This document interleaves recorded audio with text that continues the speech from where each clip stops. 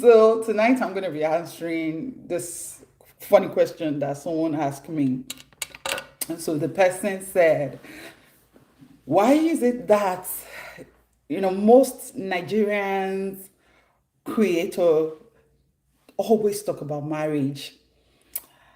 And I want to believe that is not true because we have a lot of Nigerian creators who are not talking about marriage. However, I want to answer the person's question because marriage is a serious business, and when you don't treat it like a business, you lose it. Just like when people don't manage their business properly, they lose their business. When you, as a person, you don't manage your business as you ought to, you're going to lose that business. The same thing is applicable to marriage. When we don't manage it the way we ought to, we will run at a loss in some way. The loss might be, emotional separation, detachment. The loss sometimes might be even a divorce. The loss sometimes might be not being able to meet up with so many things that we were supposed to meet up with. By family standard, by societal standard, by godly standard. Those are the things that happen when we don't treat marriage as a business. Now, when I'm saying marriage as a business, I'm not saying that we should become transactional when we are trying to go into a relationship with someone. I see people do that today. You marry my uncle, you marry my brother, you marry my friend, and then you do this for me in return. People do that today, but that is not where I am going, and that is not what I'm talking about tonight. So let me pick it from here.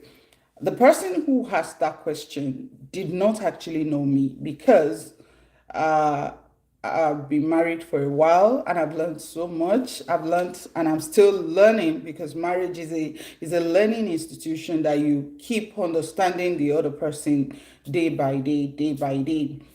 However, I have always been that girl that somebody will come to in the fellowship, in the church, and they will tell me about their relationship and what they are going through.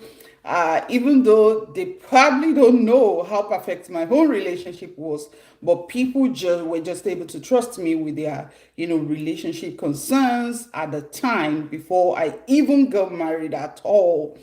And then I started writing about relationship. I became a lot conscious about marriage and relationship because I did not have a good example of a good marriage around me, so to speak, while I was growing up.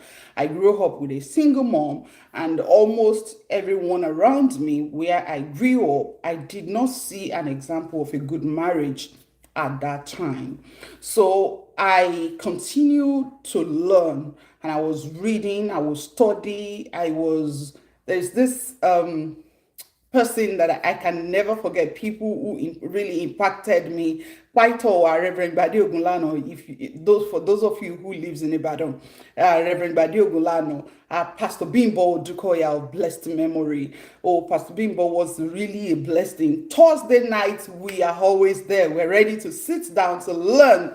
And Pastor Bimbo Odukoya is one of the persons who made me to still be in marriage till today. I want to believe because there was something she said one day, and it's as if they snap it to my brain. And so when that situation come up in my relationship, I was able to remember a covenant I made that day when Pastor Bimbo was teaching that message. So it's a very powerful thing for us to keep talking about marriage, keep talking about relationship. Now, first, let's talk about the fact that marriage is an institution. When God was going to create the world, the human, he said, come, let us make man in our own image. So God did not do things by himself. He has people that he called them. He said, come, let us do this. Come, in so many places in the Bible, you hear they'll say, come, let us reason together. Come, let us cast a lot. So there is always a come when it comes to something that will eventually lead to success. There's always a come factor. Now, that come factor is building. The come factor is building, forming a committee, forming a committee that will make something successful. Now, in every group that you try to form, that you try to build, put together, one thing is common in forming a group, and that is what? A storming period. And after the storming period, there's also a period that they call the numbing period. So when there is storm in the group, because people are trying to familiarize themselves with each other, they're trying to learn each other, and so immediately they bond, they understand each other, then they will begin to normalize things. The same thing happens in relationship. There are phases of that relationship. There are phases in that business. So say for example, you're going to start a business. One of the first thing, what do? You bring down the idea on paper, and we call it mind mapping. Sometimes some people call it business plan, right? So we bring down the idea from our brain, we put it down. Now, when we put it down, we'll begin to see, okay, who will fit into this? Who will fit into this? Who will perform this task? Who will be in charge of marketing? Who will be in charge of communication? Who will be in charge of accounting? Who will be in charge of PR? Who will be the lead person? Who will be the one that will take care of the supplies? And who will do the stock? Who will go out there and buy the products? There is always a who in every organization. Now, one of the problems that we have in relationships today, they all stems from clashing roles. Now, when roles clash, there will be friction. And when there is friction, there will be trouble in that relationship. Is someone getting this? Now, when there's a problem in that relationship, what will begin to happen? People begin to fight each other because somebody feels they are less powerful. Another person feels they are more powerful. And so there will be lots of trouble in that marriage. But what about we delegating powers? What about delegating tasks? What about delegating assignments? What about everybody knowing their space, understanding their function, and performing that function accurately? How about somebody who God has placed as the leader? How about them taking instruction from God? How about them passing down that instruction? How about them making the provision? How about the wife doing the support role? How about the children taking instruction from the parents? And then when those things aligns properly, marriage becomes successful. We are not saying we should make our marriage transactional, but it will be more helpful and it will bring more success when we intentionally make our marriage a business, not just any business, but a kingdom business, a kingdom-based business, a business that has a goal. What's the goal in that relationship? As you are even entering into that relationship, what's the goal? A lot of people go into relationship thinking, oh, we're just going there to have sex. No, that's not the only thing people do in marriage. A lot of things. Sometimes in a week, you will go without having sex. You will go without having sex. So that's not the only thing that is being done in the relationship. So the question is, how do you want to run your relationship? How are you running your relationship? Do you want to run it as a business? When you run your relationship like a business, you will have structure. When you have structure, there is the respect people are crying for. You won't cry for the respect because there is a structure. A structure that allows you to take responsibility, a structure that allows you to love the other person, a structure that allows you. And where did we get this structure? It's actually from God. God, we always call, let us do this together. But rather today, what happens today? Everybody wants to do things in their own way. Everybody wants to do things according to how it pleases them. My own, my own, my own, my own. And so if we can't sacrifice, if you're actually in a relationship with a good person, you don't have to have the problem of my own, because everyone will be able to sacrifice. The problem comes when the other person, when you give, the other person does not give, or when the other person give and you don't give. That is where the problem comes from. But if we can actually become intentional about having a structure that allows giving, having a structure that allows sacrifice, having a structure that allows mutual love, having a structure that allows mutual respect, things will be better off in our relationship. We run it like a business. There's a manager. There is someone in charge of something. There shouldn't be clashing roles because there is someone in charge of something. So the question the person asked me, because tonight is a Q&A, I would usually take questions from fans and I will come here and I will answer them. So the question the person asked me is, why are we always talking about marriage as Nigerians? The person was generalizing Nigerian creators. And I'm going to say this again. I explained at the beginning. Personally, I've always been in the business of talking and writing. And I've been doing this. I've been doing this for over 15 years now that I've been doing it. We've been married for close to 15 years and we cut for 9 years. And even before I met my husband, I have always been writing about relationship because I just wanted to have that good relationship that I missed as a child. So that I've been talking about relationship, writing about business, doing serial entrepreneurship. I have been doing it for like 20 years now, over 20 years now. So maybe the person just came across one of my videos and then they said, oh, why are Nigerian creators always talking about marriage, or why are Nigerian creators always talking about relationship? We have always been talking about it. It's you that you are just meeting us. And I also want to believe with the increase in the rate of divorce in our society, I don't think that we can talk about relationship enough. I don't think we have even been talking about relationship enough.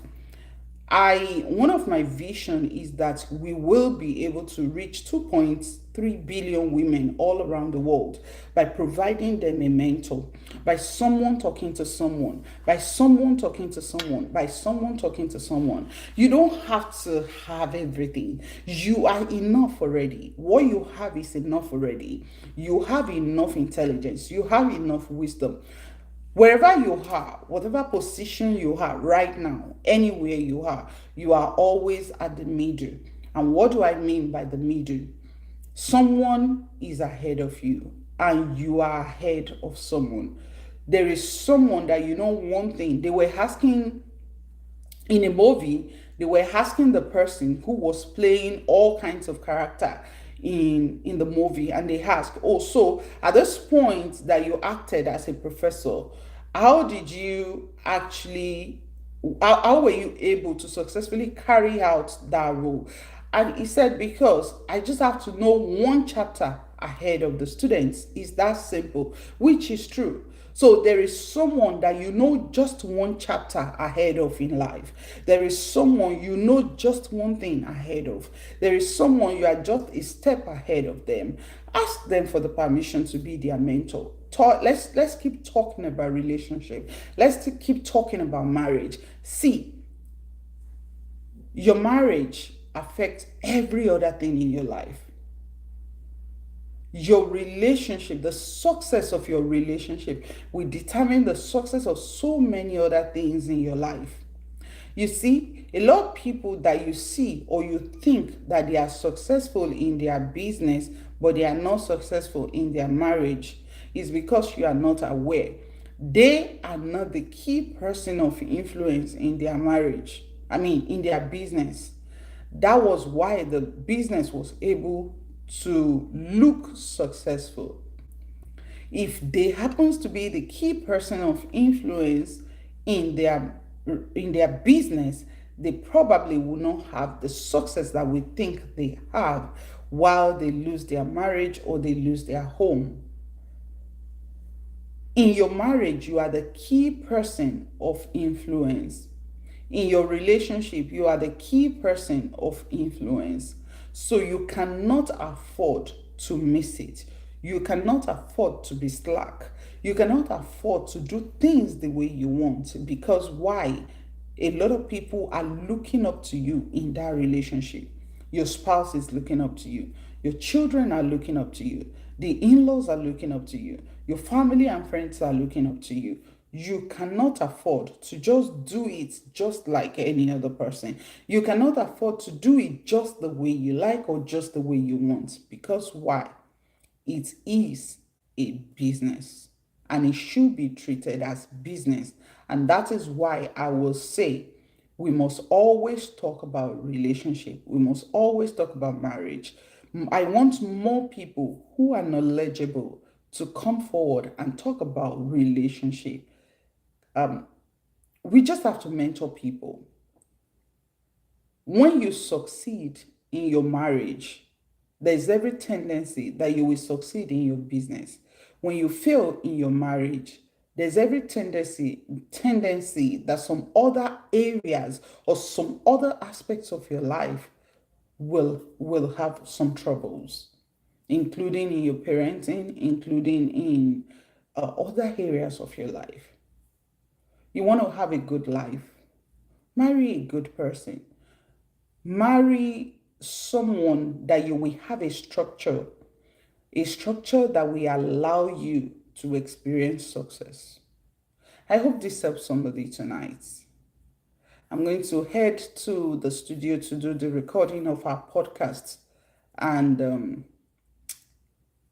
it's going to be this actually the fifth episode of the artwork of I Do. Get ready for marriage with me. It's a podcast that I started where I teach young women and men also how to actually get ready for marriage in a sincere way, in a truthful way, by working on their heart.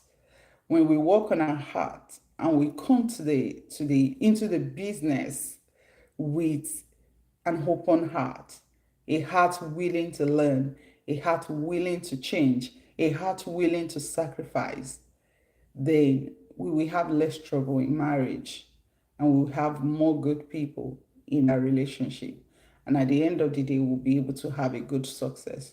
I hope this helps somebody. We are all learning and we are all growing. I just pray that God continues to help us, to strengthen us, so that we can experience how God made the heaven and made it this beautiful because He created a structure for it. And this can happen for us all as well.